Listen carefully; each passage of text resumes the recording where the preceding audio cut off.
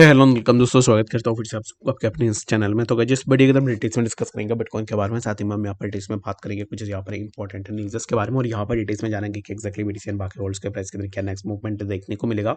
और इस टाइम पे किसी भी ऑल्ट के अंदर एंट्री लेने का सोच रहे हो तो क्या इस टाइम पे एंट्री ले सकते हैं, नहीं तो उसके ऊपर पूरा डिटेल्स में इस वीडियो के अंदर डिस्कस करने की बात करेंगे। और बाकी अगर आपका कोई भी डाउट या कन्फ्यूजन होगा किसी भी चीज़ को लेकर, आप मुझे कमेंट सेक्शन के अंदर भी जरूर से बता सकते हो। ठीक है, तो चलिए फिर वीडियो को स्टार्ट कर लेते हैं। सबसे पहले तो अगर आपने अभी तक हमें ट्विटर में फॉलो नहीं की है तो ट्विटर का लिंक आपको डिस्क्रिप्शन में मिल जाएगा, वहाँ से जाकर आप जरूर से हमें फॉलो भी कर सकते हो। ठीक है, तो फर्स्ट ऑफ ऑल यहाँ पर कुछ इंपॉर्टेंट न्यूज़ेस की अगर आप बात करोगे तो यहाँ पर बहुत सारे न्यूज़ेस हमने ऑलरेडी अपने ट्विटर हैंडल के ऊपर भी डाल के रखा हुआ है। बाकी अगर आपने फॉलो नहीं किया है तो फ्री ऑफ कॉस्ट जाके जरूर से फॉलो कर लेना, ताकि आपको डिटेल्स अपडेट्स एंड न्यूज़ेस जो है यहाँ पर देखने को मिल जाए। ठीक है, तो इस टाइम पे देखोगे तो यहाँ पर इस टाइम पे बिटकॉइन ETF के लिए ना बहुत सारे कंपनीज ने ऑलरेडी अपना यहाँ पर ETF के लिए अप्रूवल के लिए अपना एप्लीकेशन को सबमिट किया है। तो ये जो अप्रूवल सबमिशन है उसके अंदर बहुत सारे यहाँ पर ऐसे आपको देखने को मिल जाएंगे। इन्वेस्टमेंट कंपनीज 21 शेयर्स AR के आपको देखने को मिल जाएगा। फास्ट डेडलाइन यहाँ पर ऑलरेडी क्रॉस हो चुका है। सेकेंड डेडलाइन है 8/13/23 एंड यहाँ पर फाइनल डेडलाइन है 1/10/24। ठीक है, यानी कि 24 में फाइनल डेडलाइन हमें इन प्रोजेक्ट्स के देखने को मिलेंगे। बाकी यहाँ पर और भी यहाँ पर आपको देखने को मिल जाएगा, जैसे कि अगर मैं ब्लैक रॉक भी देखूँ तो ब्लैक रॉक के अंदर भी सिमिलर काइंड ऑफ जितने भी यहाँ पर लोगों ने अपना बिटकॉइन ETF के लिए यहाँ पर डाला था, सभी का सिमिलर काइंड ऑफ चीज़ें आपको देखने को मिल जाएगा, जो कि सभी का डेडलाइन हमें 2024 में देखने को मिल रहा है। यानी कि आज से लेकर 5 to 6 मंथ्स हमें यहाँ पर वेट करना पड़ेगा। ठीक है, तो चलिए फिर हम बात करते हैं अब इस टाइम पे सबसे पहले जो न्यूज़ अभी इस टाइम पे निकल के आ रही है। तो शिवा के ऊपर ऑलरेडी मैंने यहाँ पर बहुत बार डिस्कस भी कर लिया है कि एक्जैक्टली शिवा के प्राइस के अंदर क्या मूवमेंट हो सकता है, क्या मूवमेंट नहीं हो सकती है। तो बाकी इस टाइम पे राइट नाउ शिवा को लेकर ना अभी इस टाइम पे जितना हाइप बनाया गया है, ऐसे हाइप अभी इस टाइम पे मार्केट के अंदर नहीं रहेगा। ठीक है, तो ये बात मैं आपको क्यों बता रहा हूँ वो मैं आपको डिटेल्स में यहाँ पर चार्ट के थ्रू बताने की कोशिश करूंगा। बाकी यहाँ पर वीडियो का पूरा एंड तक देखते रहिए। ठीक है, और उसके बाद यहाँ पर अगर आपने अभी तक फॉलो नहीं की है ट्विटर में तो ज़रूर से जाकर कर लेना, ताकि आपको ऐसे न्यूज़ एंड अपडेट्स तुरंत देखने को मिल जाए। तो बीटीसी अभी इस टाइम पे कंसोलिडेट कर रहा है 29,389 के आसपास। एंड बीटीसी जब भी प्राइस यहाँ पर कल भी हमने डिस्कस किया था कि बीटीसी के लिए इसी पर्टिकुलर जोन पे हमें एक सपोर्ट देखने को मिलेगा 29,254। तो प्राइस डायरेक्टली इसी पर्टिकुलर जोन से इसी यहाँ तक आया। ठीक है, तो एक्जैक्टली मैं इसको मार्क करूँ तो हमें कुछ इस तरीके से प्राइस के अंदर ड्रॉप डाउन देखने को मिला, जो कि प्राइस 29,240 के आसपास आया, और यहाँ पर सपोर्ट लेने के बाद प्राइस अभी इस टाइम पे फिर से ऊपर निकालने की कोशिश कर रहा है। बट यहाँ पर अभी इस टाइम पे कुछ इस तरीके से मूवमेंट हमें देखने को मिल रहा है। ठीक है, तो उसके बाद अगेन अगर आप देखोगे तो बीटीसी पहले भी इसी पर्टिकुलर जोन के आसपास आया था, और यहाँ से प्राइस ने कुछ इस तरीके की मूवमेंट ली। ठीक है, तो अगर आप इसी चार्ट को देखोगे तो फिर आपको क्या लग रहा है कि ये एग्जैक्टली क्या बन रहा है और क्या बनने की कोशिश कर रहा है। ठीक है, तो सबसे पहले तो यहाँ पर आपने हेड एंड शोल्डर पैटर्न के नाम तो सुने ही होंगे। बाकी अगर आपने नहीं सुना है तो हमारे प्लेलिस्ट में जाके देख लीजिएगा, वहाँ पर हेड एंड शोल्डर के ऊपर एक पूरा डेडिकेटेड वीडियो है, लर्निंग वीडियो, जिससे आप हेड एंड शोल्डर के बारे में भी सीख सकते हो। ठीक है, तो अब इस टाइम पे बीटीसी के स्मॉलर टाइम फ्रेम में हेड एंड शोल्डर अब इस टाइम पे एक्जैक्टली बना नहीं है। अब इसको काइंड ऑफ 30% पकड़ सकते हो कि सिमिलर काइंड ऑफ चीजें हो रही है, but it is not confirmed yet. ठीक है, तो इस टाइम पे फॉर नाउ ये जो pattern head and shoulder pattern जो मैं आपको बता रहा हूँ, ये अगर यहाँ पर प्ले आउट होता है, ठीक है, तो प्ले आउट होने से क्या होगा कि प्राइस इसी पर्टिकुलर जोन का ब्रेकडाउन करेगा, जो कि है 29,254। अगर इसी पर्टिकुलर जोन का ब्रेकडाउन होता है दैट मीन्स क्या होगा कि हम यहाँ से फर्दर एक अच्छा सा ड्रॉप डाउन हमें बीटीसी के प्राइस के अंदर देखने को मिलेगा। और ये जो जोन है 29,254, इसी पर्टिकुलर जोन को अभी इस टाइम पे फिलहाल के लिए आपको इसी जोन को देखना है। ठीक है, और यहाँ पर ऑलरेडी अगर आप देखोगे तो प्राइस जब भी ऊपर निकालने की कोशिश कर रहा था तब प्राइस के अंदर सिमिलर काइंड ऑफ चीज़ें हमें देखने को मिली। तो अब इस टाइम पे यहाँ पर हमें एक ड्रॉप डाउन यहाँ पर अब अगर एक्सपेक्ट कर रहे हो तो फिर समवेयर अराउंड 29,257 समवॉट इस जोन के आसपास हमें बीटीसी के प्राइस देखने को मिल सकता है। आई होप कि आपको यहाँ पर डिटेल्स में पता लग गया होगा कि एक्जैक्टली बीटीसी में क्या नेक्स्ट मूवमेंट हमें देखने को मिल सकता है। तो चलिए फिर हम बात करते हैं अब इस टाइम पे शिबा इनू कॉइन के बारे में कि एक्जैक्टली शिबा के प्राइस के अंदर क्या नेक्स्ट मूवमेंट हो सकता है। तो जैसे ही अब इस टाइम पे बीटीसी के अंदर मूवमेंट हुआ तो सिमिलर काइंड ऑफ मूवमेंट अब इस टाइम पे हमें शिबा के प्राइस के अंदर भी देखने को मिल रहा है। एंड शिबा इनू कॉइन के लिए क्या मूवमेंट है क्या नहीं है वो मैं आपको यहाँ पर डिटेल्स में बता देता हूँ।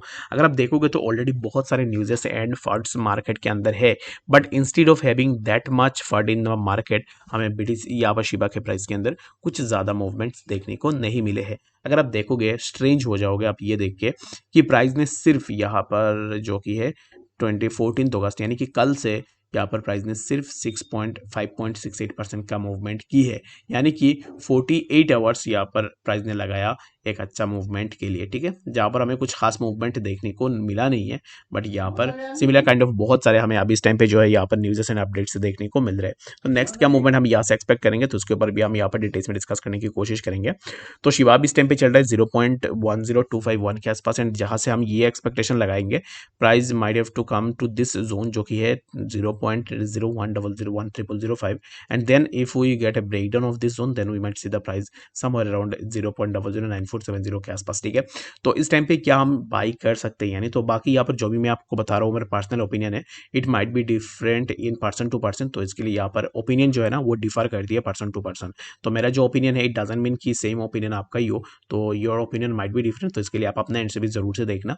और मैं अपना ओपिनियन के हिसाब से अगर मैं बताऊँ तो right now I will not buy a single penny of Shiba Inu coin right now, क्योंकि यहाँ पर इस टाइम पे जो हाइप बनाई जा रही है जस्ट बिकॉज यहाँ पर जितने भी स्मार्ट मनीज है उन्होंने बहुत बड़ी अमाउंट में अपने पैसे लगाए होंगे और अब इस टाइम पे वो निकालने की कोशिश कर रहे होंगे, तो जिसके कारण अब इस टाइम पे यहाँ पर जो है स्मार्ट मनीज यहाँ पर क्या करेंगे कि हाइप बनाने की कोशिश करेंगे और यहाँ पर हाइप बना के यहाँ पर प्राइस को ऊपर खींचने की कोशिश भी करेंगे, ठीक है।